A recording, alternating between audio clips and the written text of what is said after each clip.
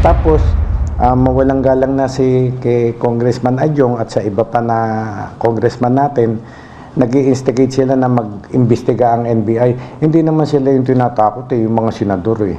Dapat yung mga senador, kung sino man, silang magreklamo kung alam nila na sila yung tinatakot na ipapapatay.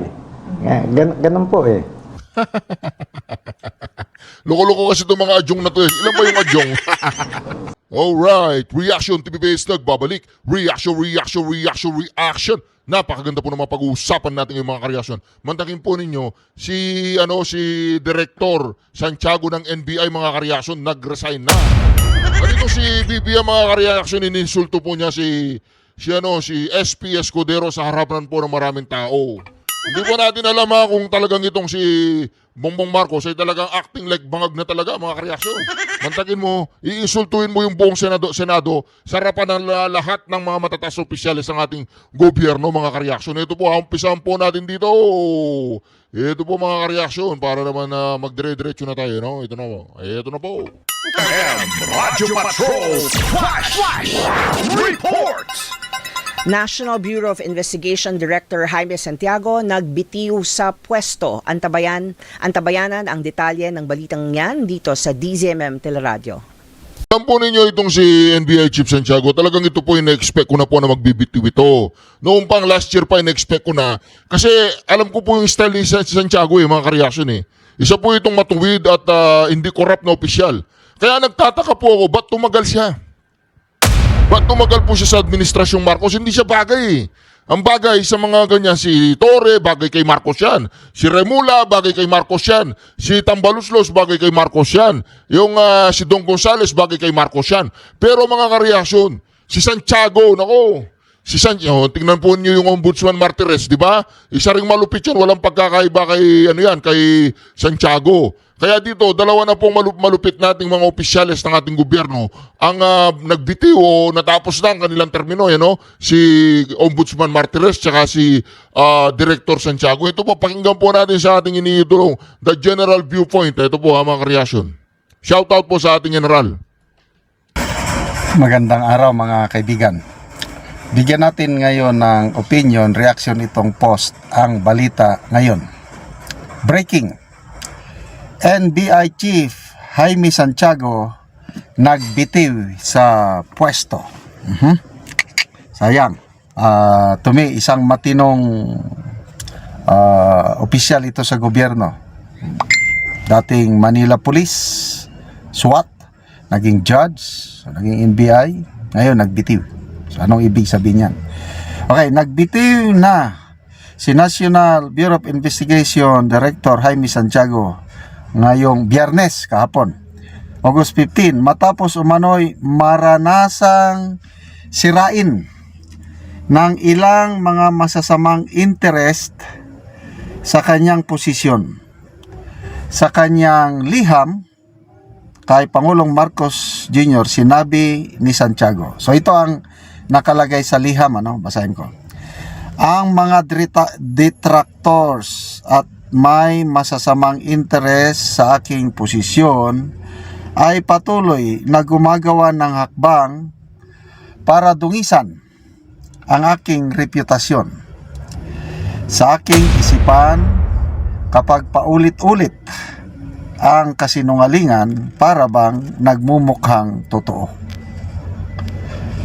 Hindi ko papayagan ang tila orchestrated na galaw para sirain ang reputasyon kung iningatan sa loob ng maraming taon.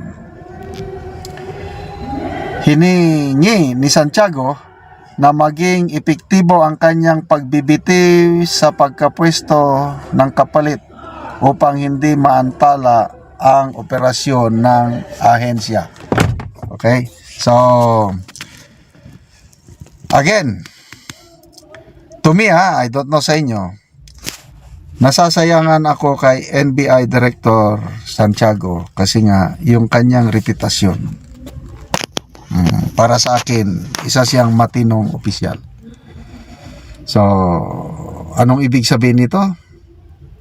Ito, yung sira-siraan Gusto lang nilang posisyon. Maraming nangyaring ganyan. Kaya tignan nyo, si Atty. Vic Rodriguez, hindi siya nagtagal sa administrasyong Marcos ito dahil sinisiraan siya. Na napakaganda sana yung umpisa ng administrasyong ito dahil nung simula, good governance team ang gustong buuin ni na Atty. Vic at PBBM. Kaya lang yung mga, sabi nga na Atty. Vic, yung walang naitulong sa eleksyon, saka na lang lumapit nung nanalo ang unit team. Sila na ang malakas. So, ito hanggang ngayon nagpapatuloy pa rin. Isang example pa, doon sa Philippine National Police. First time na nangyari ito na ang PNP chief nag-issue na siya ng order, reassignment of mga police generals. Yan na, nag-effect na. Mamaya, binawi ng National Police Commission. So, sa report ng Billionaire News Channel na napanood ko, parang may namumuo na daw namumuo na turf war or bangayan sa kampo ni Secretary John Vic Rimulya ng DILG at ang kampo ni General Torre. Yan, pag-usapan din po natin yan mga kareaksyon. Ito bago natin ituloy yan mga kareaksyon, pag-usapan din natin yan. Pero dito muna tayo mga kareaksyon dito po sa nangyari po kay Director Santiago. Ako pabor po ako sa kanyang pagre-resign Kasi matagal ko na pong nararamdaman na hindi siya magtatagal Talagang magre-resign po siya. Hindi po dahil mga kareaksyon, hindi po dahil sa siya ay tiwali or siya ay corrupt. Kung maalala po ninyo ang nangyari kay General Santiago nung nagkaroon sila ng problema ng dalawa ni Adjong o nagkaroon po ng banggaan si General Santiago, si Director Santiago at saka itong si Adjong. Ito po mga kareaksyon Kung sila na immediately affected, kumbaga na sila ang tinatakot, sila ang papatayin, alam nila na hindi totoo yun, na nagbibiro lang si Presidente. O diba? Ito po yung panahon na kung saan mga kareaksyon, sinabi ng Pangulong Duterte na para may posisyon ang kanyang Duterte ay yung mga senador tsutsugiin niya. Joke lang naman pero siniseryoso po ito ng mga kalaban nating mga, alam nyo na, pakinggan po natin Kilala po ng buong Pilipinas si Director Santiago. Saludo ako dito sa taong to Hindi yan basta-basta magsasabi na magbibitiw ako dahil ganyan. Hindi. Nagbitiw po yan dahil hindi na niya masikmura ang administrasyon Bongbong Marcos.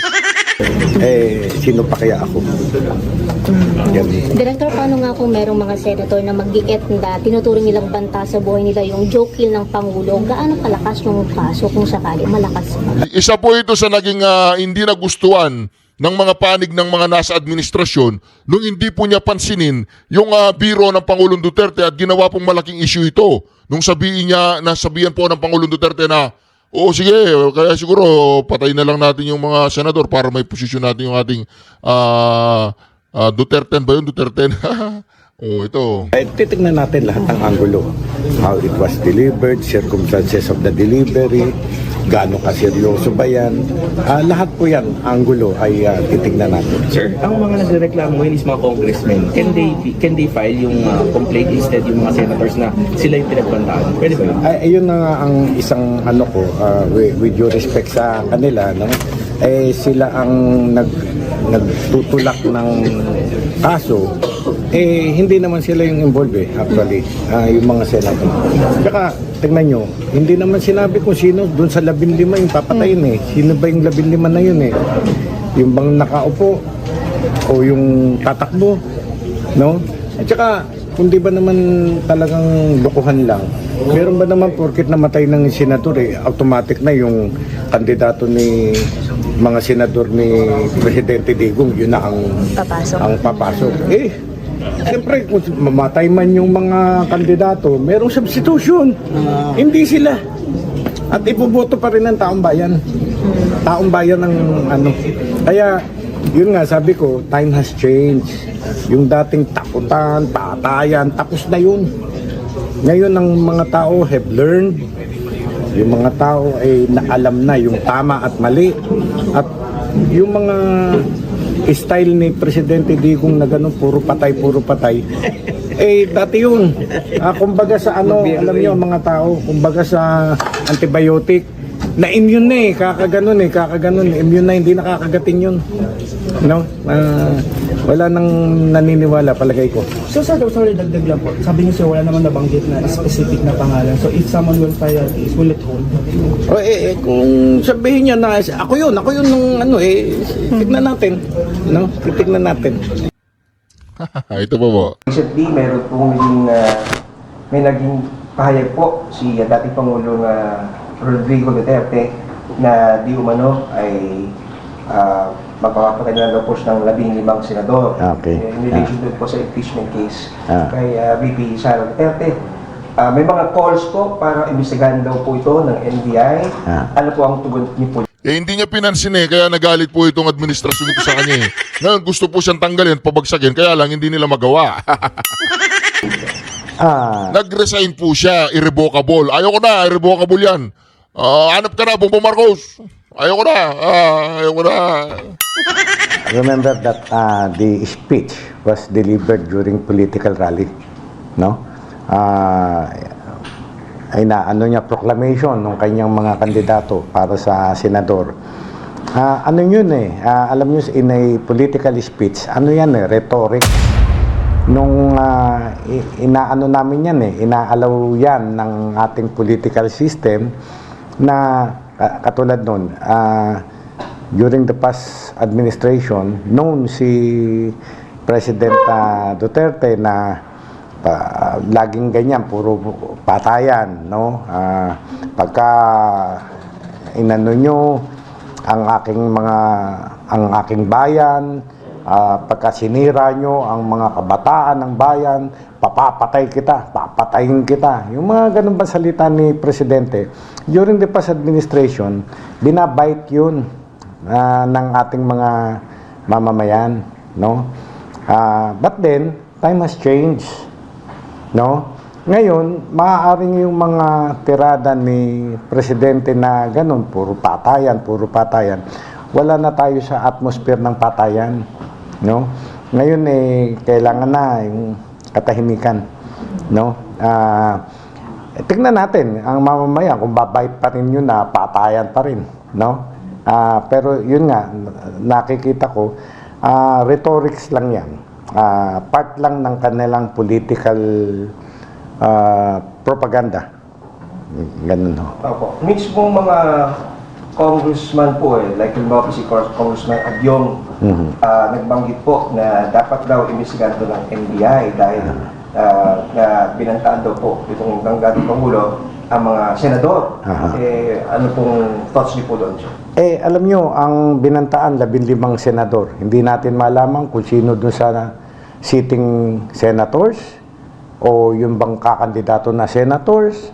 Tapos, mawalang galang na kay Congressman Adyong at sa iba pa na congressman natin, nag-i-instigate sila na mag-imbestiga ang NBI. Hindi naman sila yung tinatakot yung mga senador Dapat yung mga senador, kung sino man, silang magreklamo. Kung alam nila na sila yung tinatakot na ipapapatay.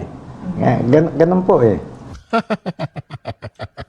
Loko-loko kasi itong mga adyong na to Ilan ba yung adyong?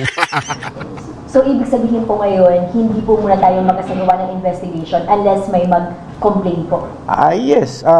Alam nyo, yun nga, sinasabi ko sa inyo, part yan ng political propaganda ng isang political party. Mag-deliver ng mga rhetorics. No? Ganun. But nevertheless po, sineseryoso po natin itong mga ganitong statements direct. Yun. Kayo na nga nagsabi sa akin, Sir, anong masasabi nyo doon sa joke ni President Rodrigo Duterte na papapatay ang 15? O kayo na nagsabi, joke Miski kayo accepted ninyo, na joke lang yun. No? Ganon. Magaling mag-deliver si Presidente Digong. But then, tingnan natin kung kakagatin pa ba yun ng mamamayan ngayon? Di ba? Ganun. Pero, Director, may mga nagsasabi din po na may ginawa pong aksyon ng NBI nung kung kay VP Sara naman po. Agad pong nagkaroon ng effort ng NBI para imbestigahan po ito at nauwi na po sa pagpa-file ng kaso. Oho. So, ano naman po silang kaibahan po nito? Dito kay PRRD? Masyadong magkaiba, no? The joke of President Digong was delivered in a political rally. Yung pagkaka-deliver naman ni Vice President Sara ay nagpatawag talaga siya ng press con at sinabi pa niya na at pinangalanan niya kung sino yung mga dapat patayin. The President, the First Lady, and the Speaker of the House. At sinabi pa niya, no joke, no joke. Contrary dito sa deklarasyon ni Presidente Digong, ay kitang-kita ng tao na nagjo-joke lamang siya. Part lamang ng rhetorics ng political speech. Yan. Director, ask lang sana kami ng update. Kamusta na po yung paghahanap dun sa fiancé po ni Jelly Al? Yes. Inutusan ko agad ng aking Bausidi during that time na magreklamo yung DJ, no? Puntahan, kunin, mahuli agad, no? But then, ang daming places namin pinuntahan, masyado siyang malikot. Okay? During the time, kakaganap lamang ng krimen, ay papasok pa sa hot pursuit. Pero at this Ayan po mga kareaksyon ha. Nakikita po natin dito kung gaano po ka matuwid o fair itong si Director Santiago. Pero ang nangyayari po kasi mga kareaksyon, ang nangyayari po dito, talagang hindi na po niya masikmura mga kareaksyon ang ginagawa po ng administrasyon ni Bongbong Marcos. Dito po tayo ngayon sa namumuong terpuar, yung awayan ni ni John Vic tsaka si Torre. May namumuong turf war umano sa pagitan ni PNP Chief Nicolas Torre at DILG Secretary John Vic Remulla. Ito raw ang dahilan kung bakit napurnada ang isang revamp sa police force. Narito ang exclusive agenda report ni Francis Polve. Tablado ang pinatupad na reshuffle ni PNP Chief Nicolas Torre matapos pagpalitin ng pwesto kamakailan para sa second highest position o Deputy Chief for Operation sina Lieutenant General Bernard Banac at Lieutenant General Jose Melencio Nartates Jr. Ayon sa source ng Billionaire News Channel, bunso dito ng namumuong turf war sa pagitan ni Torre at DILG Chief John Vic Remulla sa Napolcom resolution document na eksklusibong nakuha ng BNC. Kasi tinawag po ng house. Tinawag po Tinawag po Polish dog, attack dog o parang pitbull. Tinawag po kasi ni Remulla na pitbull itong si Torre. With the subject recalling, setting aside, and modifying the present designations, assignments, and reassignments of third-level position of Lieutenant General Jose Melencio Nartates and 12 others. Nakasaad na habang nasa Chief PNP ang kapangyarihan na mag-designate, assign at mag-reassign ng police commissioned officers sa third-level positions base sa Section 26 ng Republic Act 6975. Ang kapangyarihan na mag-review, approve at mag-modify nito ay nasa Napolcom. Nitong August 9, nag-issue ng resolusyon ng Napolcom para sa placement ng third-level positions na kailangan ang review at confirmation ng Commission and Bank. Pero nalabag daw ang proseso sa reassignment ni Torre. Kaya ni-recall, sineset aside at ipinapamodify ang designations, assignment at reassignment ni Banac at Nartates. Kasama sina Police Major General Robert Alexander Morico II, Police Major General Anthony Aberin, Police Brigadier General Paul Kenneth Lucas, Police Brigadier General Jack Huangki, Police Brigadier General Romeo Macapas, Police Brigadier General Arnold Argente, Police Brigadier General William Segun, Police Colonel Hansel Marantan, Police Colonel Jonathan Abella at Police Colonel Arnold Rosero. Inatasan din ng Napolcom ang PNP na mag-issue ng order kaugnay sa pagbabalik ng mga opisyal sa dati nilang mga pwesto. dated August 14 ng dokumento. Nagkakaroon na po ng parang nagkakaroon na po ng pagkalito ito pong mga tauhan ni Bongbong Marcos, di ba? Nagkakaroon na po ng lito-lito na no? O dito naman tayo, dito po. President Cheese Escudero. O dito po mga kareaksyon, mga kareaksyon, pakinggan po natin ito. Talagang malupit po ito, mga kareaksyon. Pinaya po ni Bongbong Marcos sa mga senador dito. Ito, pakinggan po natin Cheese Escudero and the honorable members of the Senate who are apparently now applying to be included in the Supreme Court. nagkaroon lang ng autonomy. Gusto niyo na mag-Supreme Court. Paano naman? How will Cheese pass his legislation? Speaker of the House Ferdinand Martin Romualdez, the honorable members of the House of Representatives. Alam mo ninyo, hindi ko lang kung nakabatak tong tao na ito. Mantagin mo, ipapahiya mo yung buong delegasyon ng Senado. Sasabihin mo, gusto nila mag-Supreme Court.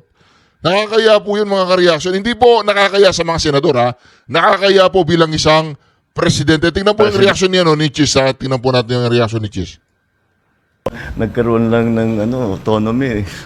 Gusto niyo na mag-Supreme Court. Paano naman? How will Cheese pass his legislation? Speaker of the House Ferdinand Martin Romualdez, the honorable members of... Ayun tingnan po yung reaction ni Cheese.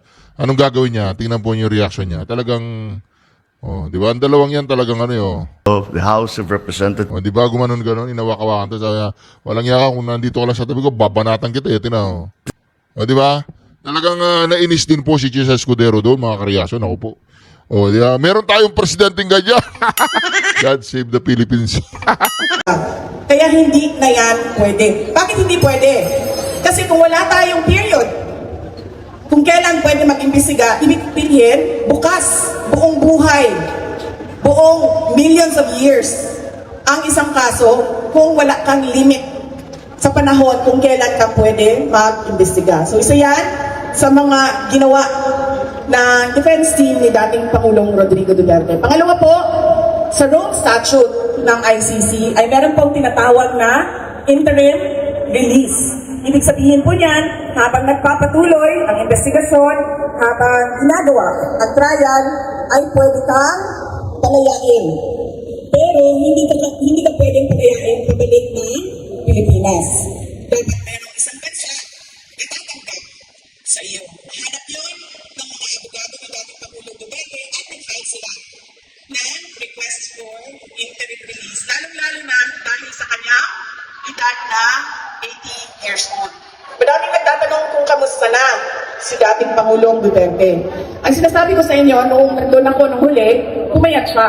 Pumayat siya talaga. Ito yung mga pinakapayat niya na nakita ko sa buong buhay ko. Except siguro yung mga picture niya kung siya ay binata pa, na mga nakita ko ng mga picture niya. Pero ito yung pinakapayat niya na nakita ko. At hindi naman siya tulad ng pinapakita ng iba na para siyang malnourished. No? Or parang parang nasa dulo na ng hangganan. Nasa hangganan na di ba? Nasa dulo na siya. Hindi naman gano'n dahil merong medical officer na nagbabantay sa kanya. Lalo na meron siyang diabetes. May sakit siyang diabetes. So meron, binabantayan ang kanyang pinakain at binabantayan ang kanyang timbang ng doktor. Kaya ako naman, tiwala ako sa doktor na kapag sinabi ng doktor, okay lang yan, ay okay lang yan. Hindi ka payat na papunta ng mamatay. Kundi nagbawas lang ng timbang dahil siguro, ay hindi siguro dahil nga, yung pagkain ba, hindi siya Pilipino na pagkain. Pero nagpapasalamat pa rin ako dahil mabilis na sumuporta ang detention unit sa pagkain ni PRD na parang yung pang-apat na o pang-limang araw pa lang niya doon ay nagbigay ng kaagad sila ang kanin sa kanya. Kasi nakita pa lang nila, hindi siya kumakain na, hindi siya kumakain ng tinapay. Hindi siya kumakain ng tinapay lang. So, yan po ang kalagayan ni dating Pangulong Rodrigo Duterte ngayon. Lagi namin siya tinatanong kung ano bang mensahe niya sa ating mga kababayan, ulit-ulit lang din naman ang sinasabi niya, binibigay ko na sa Diyos kung anong mangyayari sa akin. Sabi niya kasi, 80 years old na rin ako. Nagawa ko na ang lahat ng pwede kong gawin para sa bayan. Kaya sabi niya, ang lahat ng ito na darating sa buhay ko, Diyos na ang bahala dyan. So yun yung alam niya sinasabi. Alam niyo, hindi ko lang alam kung pwede ko sabihin kasi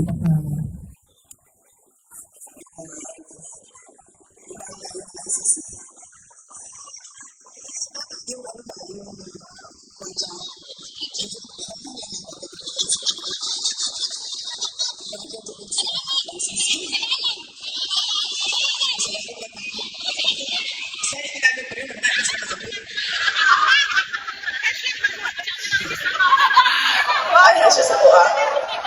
Ano siya? Unsa ba yun? In English yan, nangutan na ha. Unsa yun yung kanang pagkaon na kanang sa binisaya daw sa ato unsa yung pagkaon? Sila kailan ako sila kapagsiyo na isla magumako sa mga ko ang gina sa kanang kadabutan o kinay pagkaon sa balay sa kuan gula pagsiyo na isla. Hindi na siya. Ano siya?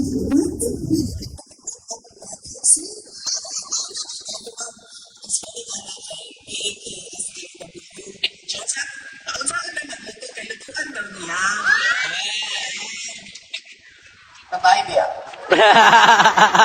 Pagpahit ko. Kasi makauyap na po. Ay na nga isisihan kung kasi joke. Kasi hindi joke, dili joke. Pero tinoon, kaya mo kasi uyap na nimo. Paglingkod naman, uyap na nimo. Ano siya, iluoy. Pero tingaling hapit na. Ang dala na bayaw sa recipe sa paksiw. Nga, ginako chat ko, gimalo maluto, anak mamoy, gimalo na kumakaon. Anak ko saya, i-google na lang ang recipe. So, moto siya ang update dito kay PRD, President Duterte. So, naa sila, interim release. Padungog na ninyo permin dito sa ato kanang bail nga ginatawag. Pero sa ICC, sa wrong statute, walay bail. Di ka kinahanglan magbayad. Kinahanglan lang, mag-apply ka o interim release, kunya, makomply nimo ang mga ginapangayo. Unang-una, dili ka mulayas. So, naingon na yun si PRD, na dili lagi ko mulayas. Gusto na ko muli ko Davao City. There is nowhere in the world that I want to be right now, ingon siya, but in the Philippines, in Davao City. Klaro na kaayo na, kausap-usap na niya, ginasulti yun. Yung kaduha, dili siya, kinahanglan dili sila mang-huraw sa witnesses. Klaro naman kayo na, dugay na kaayo si President Duterte nga ginaatake ni Trillanes. Ginapanganlan ni Trillanes ang mga witnesses niya. Pero, doon na may nahitabo sa ilaha? Wala. Huwag yun nahitabo sa ilaha. Bisan si PRD, magsige kong sulti sa ilaha kaniya ito. Magandang. Pero, ingon siya, dili lagi na mahitabo. Kaya wala sila witnesses. Wala po yung mahitabo yun sa ang witnesses. Ang sunod, mara na, duha na napay ikatulo. So, ningon na siya. I will comply with everything. So, muna ang update sa lawyer. Ang ikatulo, nag-andam sila para sa confirmation of charges. Nakadungog na tingali mo, ugang uban siguro sa inyo ha, nagplano na mo ato sa Hague sa September 23 tungkol sa confirmation of charges. Iandaman po na sa mga abogado. O, ang isa pa nila ka-filing para sa ICC nga ilahang ginapanganlaman karon, di pa nila masulti unsa kay wala pa nila nahatag sa korte. So muna upat ka buok na updates sa kaso ni dating Pangulong Duterte sa ICC. Ang sunod, natong istoryahan ang ato ang nasod. Kabaw mo, mahalaga ang inyong input. Dahil kayo yung mga nakatira at nakatrabaho sa iba't ibang lugar sa mundo. Kaya napakahalaga ng input ng ating mga overseas Filipinos. Dahil nakita niyo na ang the best sa ibang bansa na hindi ninyo nakikita sa ating bansa. Yan ang sabi ko kanina. Sabi ko, bakit yung ibang bansa na aabot nila, nagagawa nila, bakit tayo hanggang ngayon gumagapang pa rin? Kagabi, sa airport, paglabas ko sa airport, may daming Pilipino. Yung airport kagabi dito sa Kuwait, pagdating ng flight namin, sobrang Pilipino, halos lahat. Siguro mga 99% Pilipino. Pati yung mga nagtatrabaho sa airport, Pilipino. Ang daming Pilipino na naisip ko, hindi kaya, hindi, mas marami pa ang Pilipino dito kaysa sa Kuwait. Sa paglabas ko, dami nating mga kababayan. Tapos isang kababayan, lumapit sa akin, talaga yung anak niya, buhat niya yung isang anak niya, binabuhat tong, paningin ko nanay niya yun, ata, o hindi pa relative nila, nagbubuhat ng anak niya may sakit. Nagkwento niya sa akin, sabi niya, alam mo, Inday Sara, hindi ko naman gusto bumalik dito sa Kuwait kasi ang tubig dito hot and hotter. Pero sabi niya, 5 months ako sa Pilipinas, nahirapan talaga ako para sa aking anak. Dahil nangangapa kami kung saan ko kukunin ang para sa kanyang pagpapagamot. Sabi niya, so kailangan namin bumalik dito sa Kuwait kasi dito naaalagaan yung anak ko, libre lahat. Ibig sabihin, mapapahaba ko ang buhay niya, Inday Sara. Kung babalik kami doon, sabi niya, mamamatay ng maaga yung anak ko. So bakit hanggang ngayon, doon sa Pilipinas, at ito ay totoo, dahil nakikita ko ito, nung ako ay mayor, nakita ko din, nung ako ay pumasok sa Office of the Vice President, ang pinakamalaki na demand o hinihingi ng ating mga kababayan sa Office of the Vice President ay medical assistance. At hindi lang yun sa Office of the Vice President. Sigurado ko, alam ninyo ito. Alam ito na mga pamilya ninyo na naiwan, na kailangan natin pumunta sa ibang opisina para humingi ng tulong. Kailangan natin mag-alat ng isang buong araw para maghanap ng mga guarantee letters para ipasok ang ating mahal sa buhay sa opisina, sa hospital. Bakit hindi na lang na pumunta ka sa hospital, may sakit yung anak ko, may sakit ako, wala ka nang ibang gawin. Kasi paglabas ng bill mo, tapos na lahat. Hindi ka na paikot-ikot kung saan ka hihingi ng tulong para sa iyong hospital bill. Nagagawa siya sa ibang bansa, pero bakit hindi nagagawa sa atin? Diba? Kung tayo ay pangarap para sa isang bansa, pangarap natin, unang-una, sa ekonomiya, yung mga kababayan natin, hindi na aalis ng Pilipinas dahil walang oportunidad. Aalis lang sila ng Pilipinas dahil gusto nilang umalis. Hindi dahil napipilitan silang iwanan yung pamilya nila dahil wala talaga silang mahanap na trabaho. So pupunta tayo doon sa mga nurses. Ang mga pinakamagaling na nurses natin, nasa abroad, nagbabantay ng ibang lahi. Bakit? Malaki ang sahod. No-brainer ang sagot.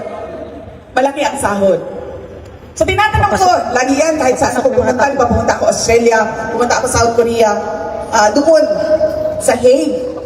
Madami doon ang mga nagtatrabaho na nurses sa Europe, bumibisita sa Hague. Merong isa, dalawa na nagsasabi. Asama na yung nurse sa Pilipinas na nakausap ko bago lang. Sabi nila, alam mo Inday Sara, kung tumaas lang yan ng hanggang 35,000 ang entry level ng nurse, hindi ko iiwanan ang pamilya ko. Sabi niya, pero paano kami? 18,000, 19,000. 3 ang anak ko. So kailangan ko talaga umalis. At hindi lang yan, para sa pamilya. Diba? Pero, delikado sa ating bansa. Dahil dala-dala no, mga nurses natin ang kaalaman, ang kagalingan. Dala nila sa ibang bansa. Anong naiiwan sa mga pasyente, sa pamilya natin doon sa Pilipinas? Yung mga bagong graduate. At yung mga wala pa masyadong alam. Nagtitraining lang para makaalis din sila sa Pilipinas. Nakita ninyo kung gaano grabe ang sitwasyon natin doon sa ating bansa. Kaya sinasabi ko, umalis dahil gusto umalis. Hindi aalis dahil wala silang mahanap na maayos na trabaho. Yan yung pinaka-importante na kailangan magawa para sa ating mga kababayan. O susunod na yung healthcare. Hindi yung mga bagong graduate ang nagbabantay, kundi yung mga magagaling experience natin na mga nurses na hindi umalis dahil okay na sila para sa kanilang hanap buhay, para sa kanilang pamilya doon lang sa loob ng ating bansa. Edukasyon. Ang napansin ko sa ating bansa, matagal tayo sumabay sa pagbabago. Kung makikita ninyo, sobrang modern na ng ibang bansa. Pero tayo, nandun pa din tayo sa papel at lapis. Example lang yan. Diba? Yung ibang bansa, ang pinag-aaralan ng kanilang mga anak, robotics, coding, diba? 3 years old, 4 years old, marunong na magbasa. Dito sa atin, sa bayan natin, nandun pa rin tayo sa hanggang high school, hindi pa marunong magbasa ang bata. Ang daming pwedeng gawin para sa modernisasyon ng edukasyon. Pero sobrang bagal ng pag-ikot ng ligid. So tawag sa gulong. Sobrang bagal ng pag-ikot ng gulong ng pagbabago. Hindi ko alam bakit yung tinuturo sa amin nung kami ay nasa elementary, hanggang ngayon ganun pa rin yung tinuturo. Kasi syempre wala ka talagang makikita na improvement doon sa edukasyon. Trabaho, health, kalusugan, edukasyon, peace and order, ito yung problema nating lahat. Dahil naiwan yung pamilya doon sa Pilipinas. Pagod ka na sa trabaho, nag-iisip ka pa, kamusta na kaya yung anak ko? Yung hindi ka kampante, napapasok siya sa paaralan na walang mangyayari sa kanya. Lagi ka nag-iisip kung ano na ba yung nangyari. Buti na lang ngayong panahon na ito, pwede ko ba sabihin na kung mabagal lumikot ang gulong, mabagal din ang internet sa Pilipinas, pero buti na lang, ngayon may internet na. So nasusundan natin, natatrack natin ang ating mahal sa buhay, ang ating pamilya, kung saan na sila, okay lang ba kami sa sila, pwede na natin silang i-video call, agad-agad. Ganun. Pero ang gusto natin makapagtrabaho ng maayos, ang anak natin makapag-aral ng modernong pamamaraan ng pag-aaral, na hindi tayo takot na paglabas natin sa bahay natin ay merong mangyayari na masama sa atin o sa ating mga kapamilya. Ano pa? Susunod. Disaster resilience, disaster risk reduction, and climate change mitigation. Alam naman natin na paulit-ulit, sandali lang, bago ang lahat, yung kinain ko kanina, naalala ko lang, kasi naalala ko ang 20 pesos ang kilo ng bigas. Yung kinain ko kanina, nag-order ako ng, hindi ba ako usually kumakain ng rice. Hindi ako usually kumakain ng rice. Kasi pag kumain ako ng rice, ganito na ako ka-laki. No joke. Sobrang tigil talaga ang pagkain ko. Dahil kung pabayaan ko ang sarili ko, hindi na ako matabunan ng podium na ito. Kampas ako dito. So kanina, nag-order ako ng rice kasi kailangan ko ng energy na makipagpicturan sa inyo. Pagdating ng rice, ang haba niya, sabi ko pa, haba niya, parang yung rice natin sa Pilipinas, 3 butil, isa sa kanila dito. Sabi ko pa sa sarili ko, ito dapat ang 20 pesos na kasi ang isang kutsara niya, 3 kutsara na ang equivalent sa Pilipinas. Di mapababa mo ang presyo. Sabi ko, ganito dapat ang, bakit ang haba nun? Pinabahan ako sa kanya, baka ano siya, artificial intelligence na. Right? Parang siyang pasta. Uy! Diba? Kabahan ka eh. Ganito ito. Ay, hindi daw yung nakakataba. Ma'am, yung kanila ma'am, isang platong ganyan ma'am. Hindi pa rin ako tataba nun. Pag inubos ko yun, isang plato. Sure? Ganoon?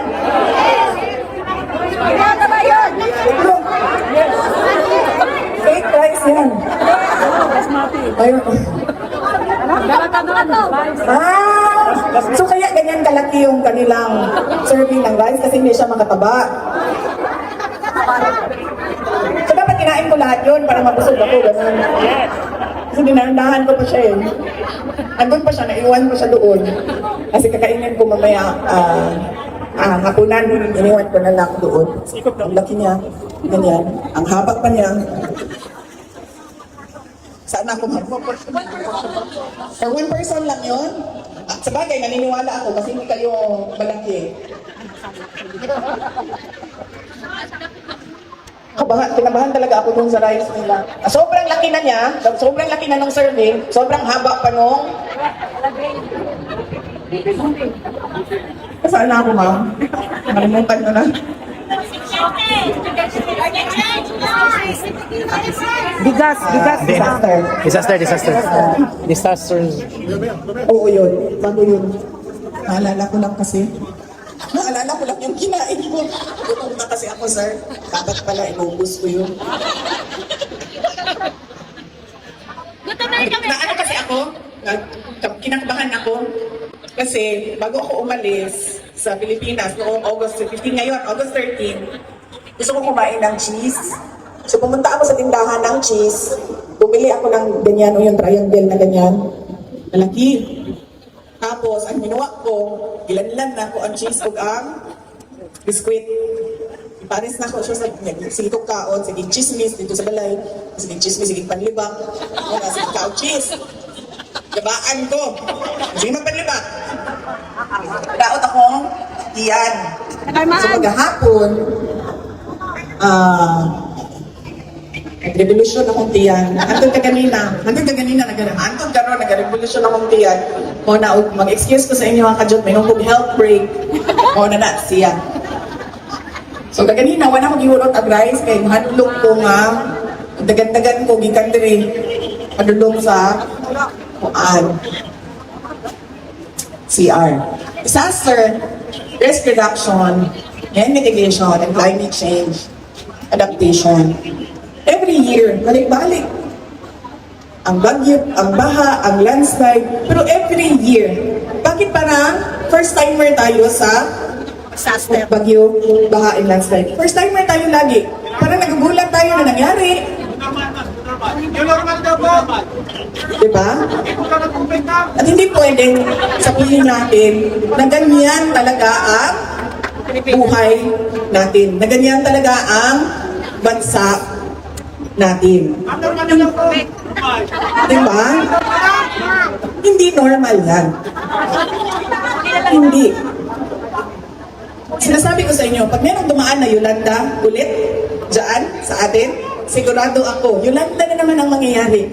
No joke. Ganyan ka hindi handa ang ating bayan.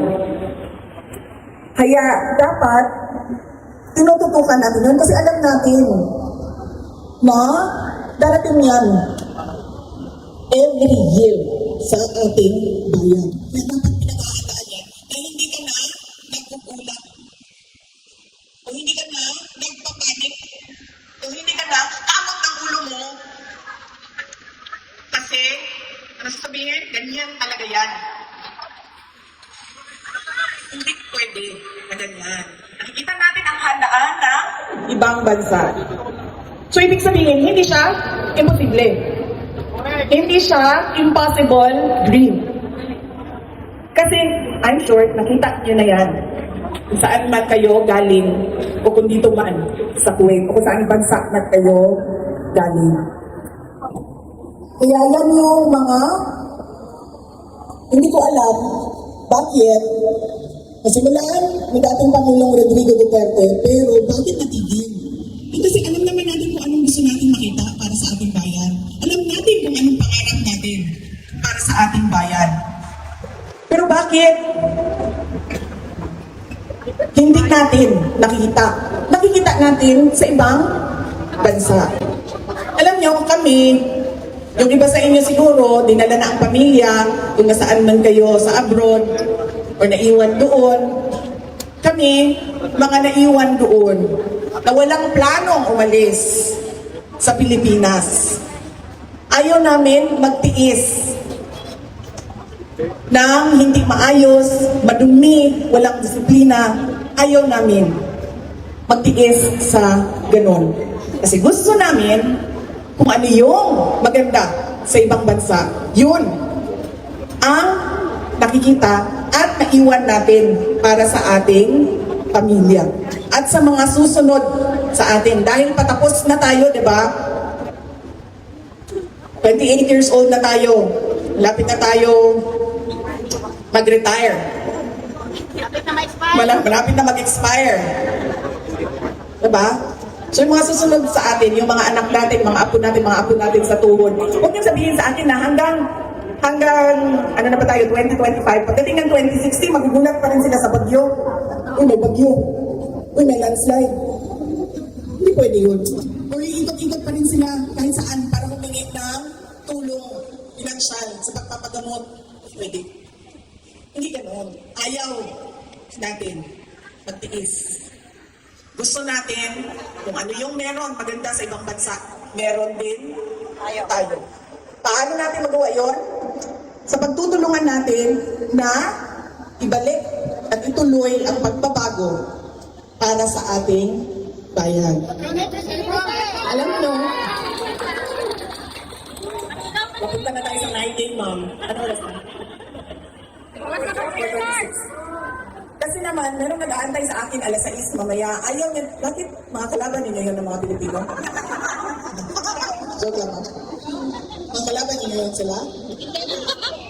No. Kasi sabi nila, nung ginagawa namin yung event dito sa Kuwait, sabi, ayaw magsama-sama. Hindi pwede na magsama sa isang programa. Sabi ko, alam niyo, kung anong sasabihin ko, sinabihan ko yung kasama ko sa opisina, kung anong sasabihin ko sa unang programa, yan din yung sasabihin ko sa pangalawa. Uulitin ko yun. Lahat yun. 1 oras at kalahati. 1 oras at kalahati. Uulitin ko lahat yun. So sabi ko, pwede ba, isahin na lang natin yan para So sabi nila, hindi daw sila, ayaw daw nila sa inyo. Joke lang. Hindi pa rin tayo magkasya kasi 200 sila. Tapos 900, saan natin ilagay ang 200 dito? Kulang na. Kaya dapat ipaghiwalay talaga kasi ang venue natin hindi kaya ang 1,100. So,